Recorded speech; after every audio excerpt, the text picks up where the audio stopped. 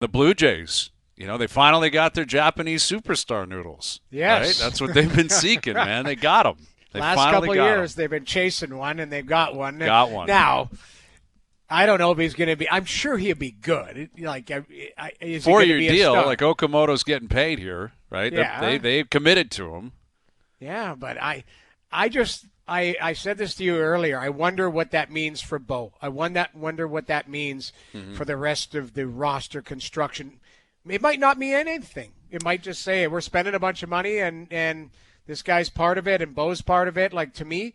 But I am concerned about the bigger picture and the negotiations broken down or where are they It's at possible. I mean, I think the craziness of Major League Baseball's offseason is evident now, like it has been for years. there? Right. But this Tucker scenario is very different. Like Juan Soto made a choice. Right. Shohei Ohtani made a choice, and Tucker's not at their level in terms of the money and in terms of, I'm sure, the suitors, although there'd be Right. a lot of teams that would love his services. But I am surprised we're into January and he's still not made a decision. And I would have to believe the rest of the free agents, like Bichette, Bregman, Bellinger, et cetera, are waiting for him to go, set the Right. market for this offseason.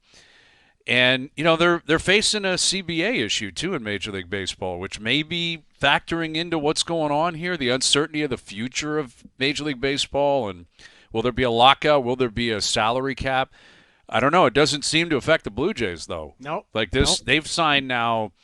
Obviously, Cease and Ponce and Rogers and now Okamoto, and he's not a young kid. Like he's not a young guy at all. He's 29 years old, and Right. he's coming over here. And I don't know a lot about him. I've spent the last 48 hours reading about him and watching YouTube videos. And he took Sasaki deep a couple of years ago in Japan. That was great. A lot of Blue Yeah. Jay fans are happy about that. But it sounds like he's going to be maybe a super utility type player, which again Yeah. I don't think will necessarily factor into Bichette. But my read on the scenario, just based on the history of the off seasons in baseball and the way things have played out in free agency, and you look at Bregman last year, you look at Alonso last year, I wonder if that's what the Blue Jays are waiting for, is that it gets down to the last minute. Bichette doesn't have the market he was hoping for, and calls them up and goes, "Listen, I have this option. Will you match it? If you do, I'll come back to Toronto." Right. And it's a contract where he's going to opt out after a year, and they're going to pay him a certain amount of money, and there's going to be a big signing bonus that comes with it. And I'm sure the hope would be that happens. He has a great year, and he opts out, and maybe he leaves after that. But you Right. get one more great year out of Bichette.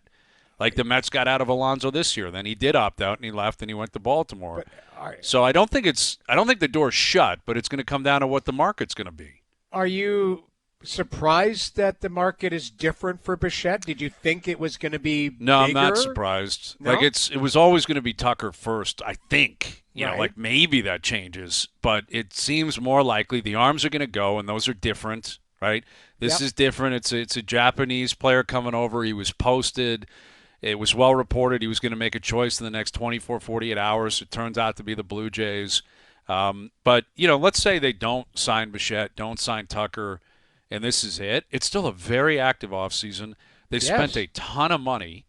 Like if you're a Blue Jay fan, at a minimum, you're looking at it. They spent more than anybody. Like they have put their chips back in, and I think a big part of the evaluation, I'm sure that has been happening, is trying to predict, who was for real last year, who might take a step back. Very difficult to do. Yep. But is Barger for real? Is Clement officially established? Nathan Lucas, is he a guy you can continue to play in that situation against righties on the mound? Is Springer going to replicate what he did last year? All this is uncertain, but they're trying to compensate for some of those guys, come back to reality, and maybe Okamoto can help in that regard. So Yeah. it's a splash, and it's a splash in the Japanese market, which is going to make ownership money. That's somewhere they want to be.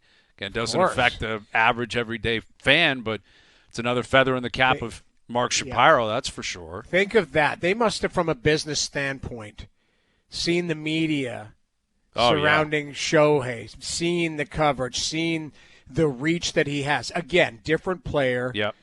But you're tapping into a market and a fan base They that love baseball, man, and they love love their own guys. exactly. That's It's what I'm saying. very lucrative or Yeah, potentially lucrative if he agreed. plays well. Yeah, But he's exactly. here for 4 years, and Scott Boras is his agent. Boras Yeah, loves the Jays. He he loves the does. Jays all of a sudden.